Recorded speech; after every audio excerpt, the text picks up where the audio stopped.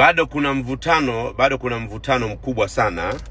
Mtoto na mama wako salama, lakini mvutano ni kwamba jina la mtoto ndio limekuwa mtihani. Wakwe zetu wanataka jina litoke kwao, lakini sisi tulishaandaa jina, kwa sababu tuliwaambia kipindi cha maandalizi ya jina tunakaa vikao, tuliwaalika na Mwambino hakutokea. Kwa hiyo jina tulishalipanga, na jina tulishaliandaa kabisa. Sasa mvutano ulikuwa mkubwa, kwa hiyo huenda binti yetu akawa na majina mawili. Unajua zamani watoto wana jina la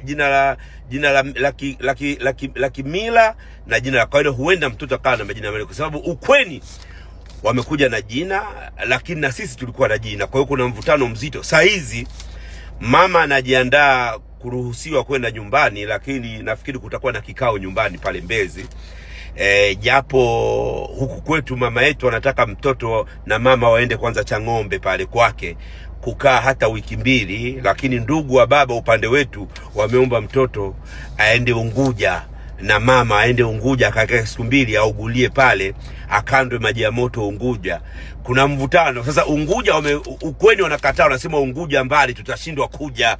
Lakini bado kuna kikao, na hivi mimi kaka wa upande wa bibie Zuhura ndio nakwenda, wanasema tumsikilize na kaka. Hebu niambie hapo chini, mimi nitasimamia wapi? Manake nasubiria kaka, nitasimamia wapi? Patabu hapo lazima nimnyoshe Mwambino apate tabu, aende Unguja kwenda na kurudi, au Chang'ombe akutane na foleni ya Ilala pale, akae kwenye foleni. Yaani namnyosha tu Mwambino, pumbavu zake. Hala!